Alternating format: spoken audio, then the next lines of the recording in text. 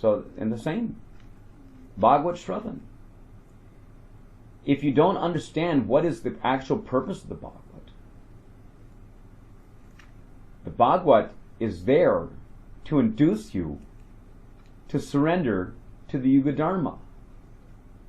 That is the actual purpose of the Bhagavad. The Bhagavad, why the Bhagavad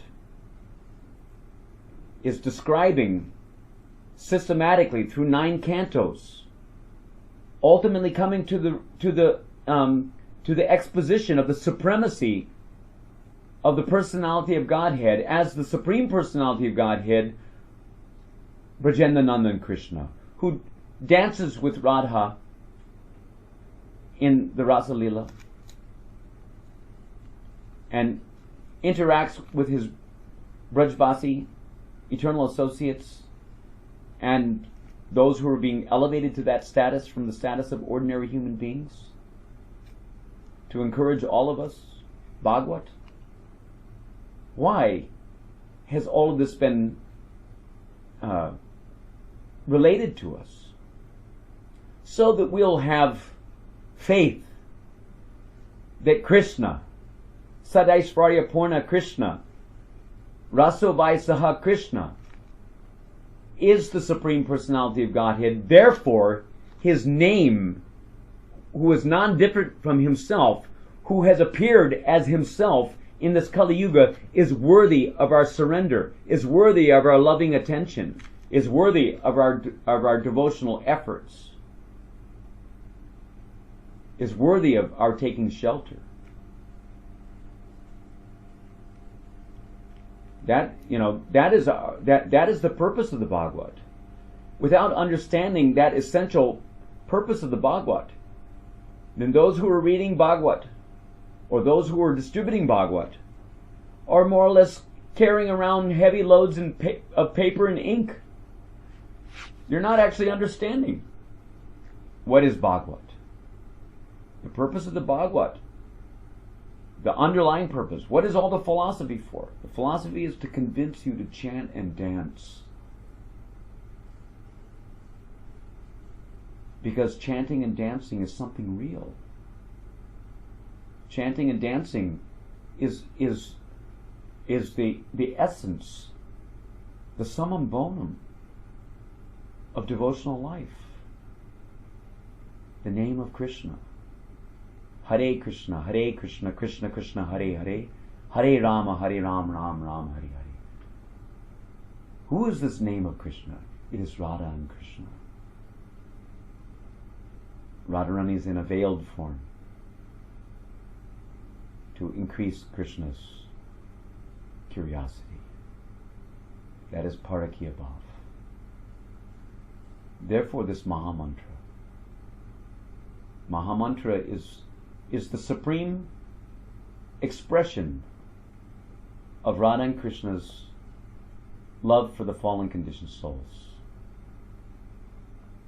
To bring them, the fallen conditioned souls, into their fold, into their dancing party. It begins with dancing and chanting in Lord Chaitanya's Sankirtan movement.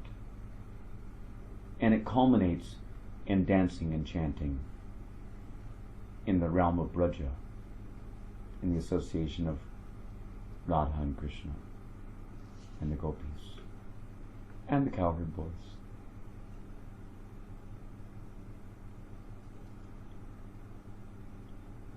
So it's so important to understand.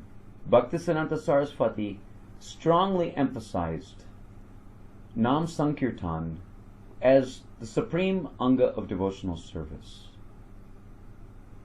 We are distributing books and distributing books and distributing books. Why? To convince the people that receive the books to surrender to the performance of the Yuga Dharma Harinama-Sankirtana as their mainstay of life. Because there's only one Yuga Dharma, and that is Harinama-Sankirtana. Other angas of devotional service are meant to be supportive. They're meant to enhance our performances of Nam Sankirtan. They are not meant to supplant to the performance of Nam-Sankirtan. Bhaktisiddhanta Saraswati goes on further to say that any anga of devotional service, any sadhana, can be lauded as sadhana to the extent that it encourages one to engage in Nam-Sankirtan. Furthermore, to the extent that any anga of devotional service, even as an anga of bhakti, to the extent that it detracts from one's absorption in Nam-Sankirtan, to that extent it can be considered as an anartha, or an impediment on one's progressive path to the ultimate realization of Nam.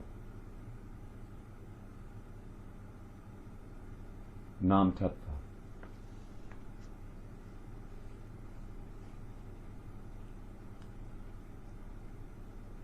So these may sound like revolutionary ideas, but it's not Aindra Das who's coming up with these ideas.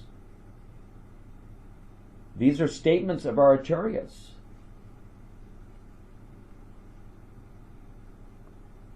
Someone will argue, wait a minute, how is deity worship considered as an anartha? But if deity worship somehow or other impedes your absorption in Nam Sankirtan, then how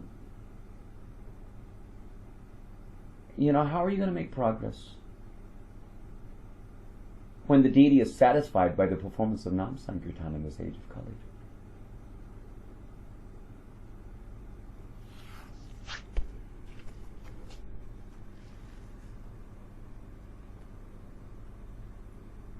So that also should be taken into consideration. What is the importance of Nam Sankirtan in the lives of the devotees of Lord Chaitanya's Sankirtan movement?